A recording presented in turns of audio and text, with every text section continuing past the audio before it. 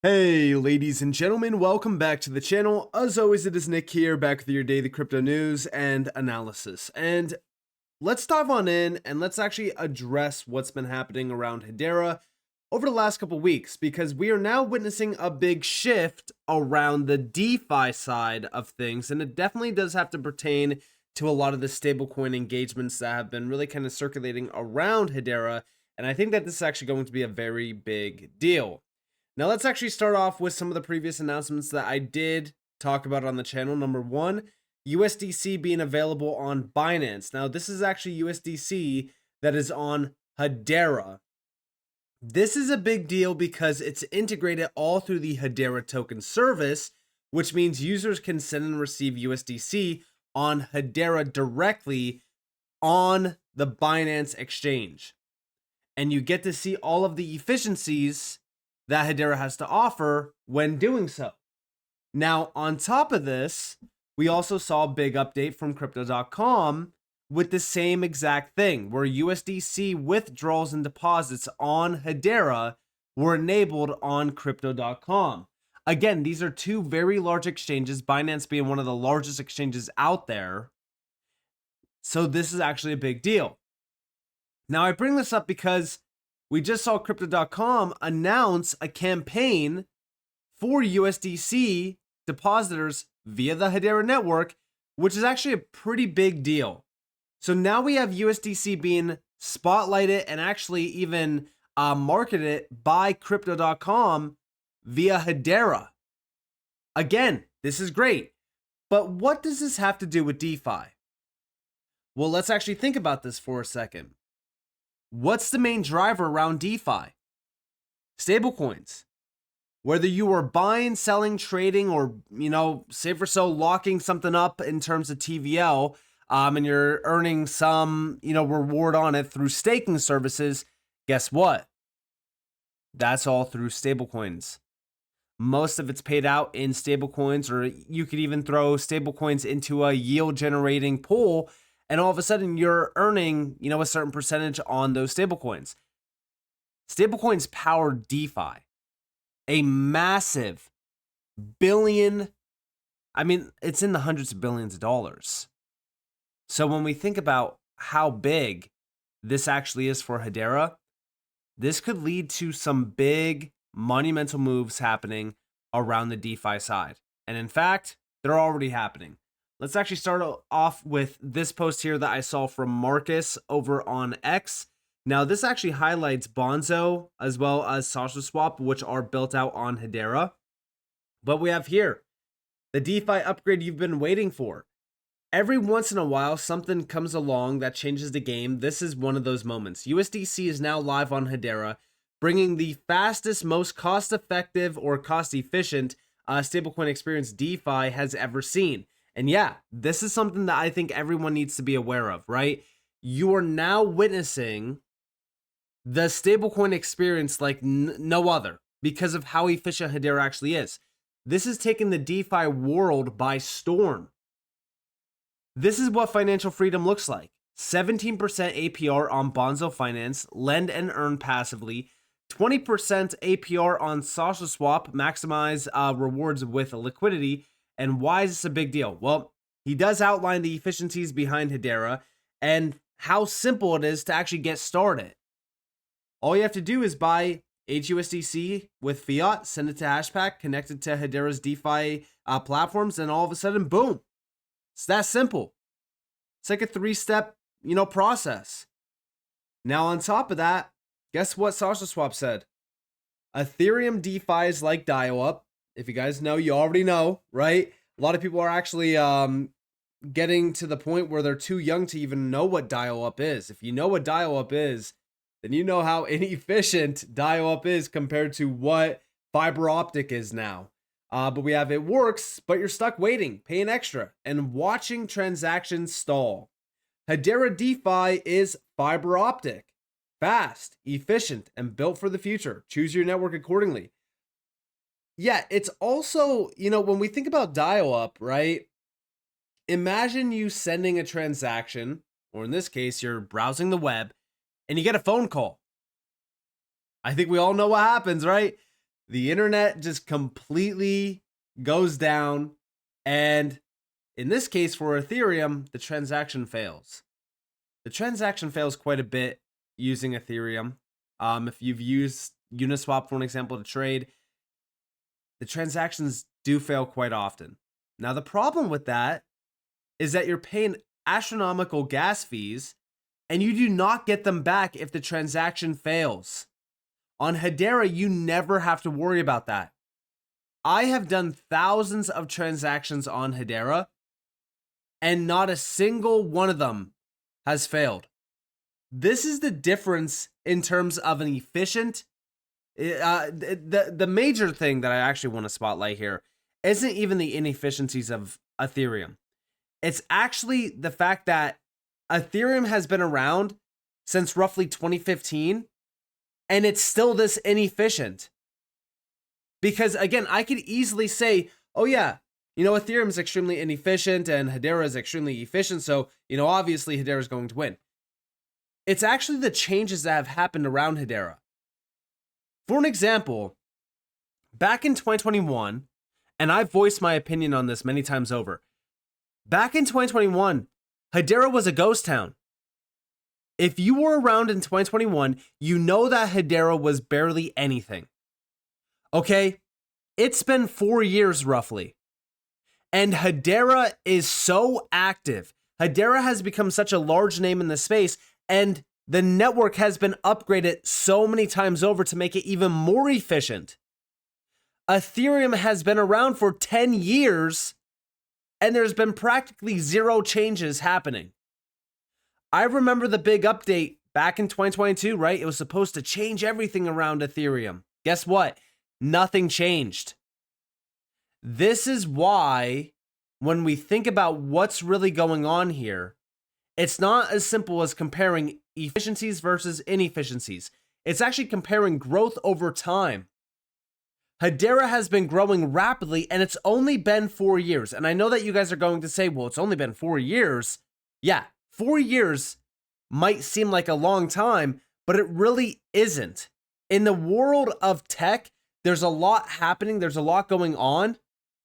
But within that 4-year time frame, what Hedera has accomplished is extremely significant, especially in the world of tech, because we know that it's not that easy to get things going. It requires a lot of time, energy, even money, but Hedera has been absolutely killing it.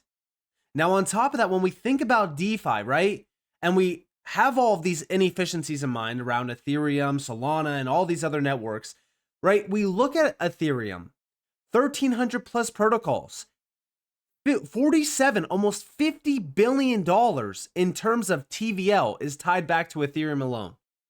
That means that Ethereum makes up 50, almost 1% of all DeFi TVL. Think about how wild that is. Now, if we scroll down the list, we know that Hedera is down here at number 42. I suspect that Hedera is going to continue to expand rapidly. Right now, there's a big wave happening in the market where, the waves are crashing. So the TVL has changed significantly, but I'm still focused on what Hedera is doing. I'm still focused on a lot of the platforms or protocols, if you will, that are built out on Hedera, like, for an example, SushiSwap and Bonzo. I mean, guys, these protocols have been absolutely killing it since they, were launched. I was there when SushiSwap actually launched. I was actually a part of the Twitter spaces at that time when they did officially launch. We were doing an AMA. Guys, I watched this DEX go from absolutely nothing to being one of the largest DEXs in this space. And it's not because of how efficient the DEX actually is, because it is, right? They built a solid product, but it's also the underlying network that they built it on, which is Hedera. And when we actually think about DEXs, right? Like, go to the DEX category, look at how big some of these DEXs are. But if you scroll down the list, okay, there's a lot of these DEXs that have massive TVL tied to them. SushiSwap is number 33 on this list. We are still very early in the Hedera DeFi wave. I do expect Hedera, and in this case, SushiSwap, to break into the top 15. The top 15 right now has $120 million in terms of TVL. I think that that's easily achievable. Once people start to realize how efficient Hedera actually is, and I'm not even just talking about transactions. No, I'm talking about when they put money in and they are, staking, or they're in a liquidity pool. They're offering liquidity in that pool. I think that's when everyone will start to say, all right, this is something's different here. I'm used to this on Ethereum or this on Solana. Something's very different here.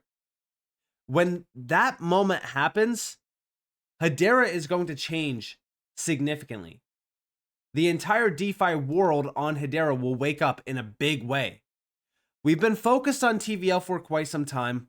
Like I said, it's dropping off a cliff right now because of the market, but I mainly look at the DEX volume, and I have been focused on this in terms of the weekly and even the monthly. And so far, it's been a great, overall quarter. Nothing too crazy just yet. But if we were actually looking at this quarter so far, we're actually closing in on $1 billion in terms of DEX volume, which is a big deal for Hedera when we compare it to, previous years like 2024. I mean, we go back to 2024. For the whole year of 2024, we basically had $1 billion in terms of DEX volume. We hit that in one quarter.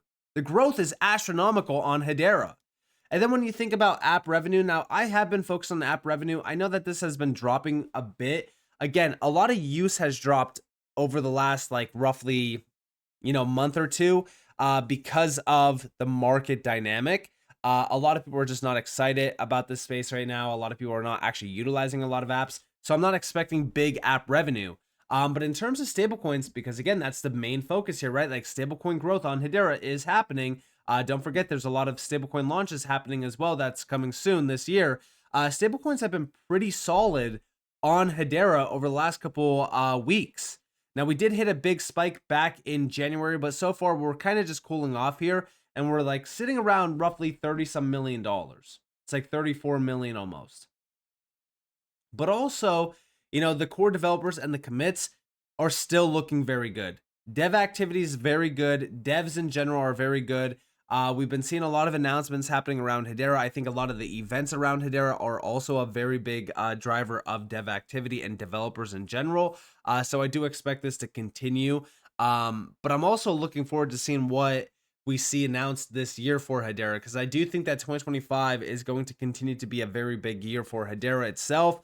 I am expecting a lot more DeFi initiatives and also stablecoin initiatives, because stablecoins right now are the big talk. Even if we think about, some of the categories here. So let me go back to the categories. So there's a lot of things happening within the stablecoin market that is tied back to all of these categories. And even if we think about the overview in terms of, some of the largest categories by number. So for an example, the largest TVL driver here is liquid staking. Outside of that, it's lending. I've always said, some of these big areas around like lending, that's all stablecoin, discussions. Like that all includes, stablecoins. Whenever you are lending or borrowing or anything, it usually means stablecoins are included. Even if we look at, the largest stablecoin values by chain, Ethereum is number one with $124 billion in terms of stablecoin growth. Tron, 63 billion. Solana, about 12.4 billion.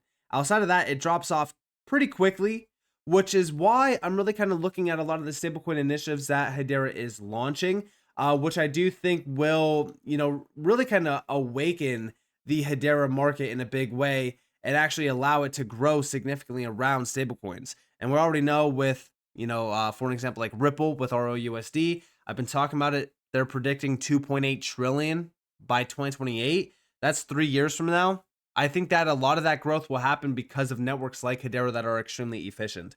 But also on top of that, HBAR volume. So I've been focused on HBAR volume. So far, we've been pretty close to February. Nothing too crazy here. Still over about $9 billion in terms of token volume for HBAR. So again, you can still see that there's a large demand here. We're just waiting for the market to bounce back in a big way. And I think that projects like Hedera are going to be, huge outliers, because what will happen is all of the noise that Hedera has been making, all of the connections that they've been making, a lot of these events that are leading to growth of the network as well, all of that will shine very bright when the market bounces back. Have you ever noticed when the market bounces back, you have a lot of those strong projects that are really kind of outliers? Everyone's like, why is this project going crazy right now? And then you actually look, and during the darkest times, they were one of the loudest projects. Just nobody was listening. And I do think that that's Hedera right now. I think that Hedera, when the market bounces back and Hedera is one of the largest gainers, people are going to be like, why is this pumping right now? Like, what's going on with Hedera? And then, we're going to be sitting here and I'm going to say this is exactly why I said that during this time when the market was down and nobody cared, we should have been focused on what Hedera was doing and the noise that they've been making. But with that being said, I hope that you guys enjoyed this video. If you guys definitely leave a like, subscribe, turn notifications on because of more free content. You guys are more than welcome to follow me on Twitter and join the free Discord down in the description below. And with that being said, guys, it's been Nick. Thanks for watching. Peace out.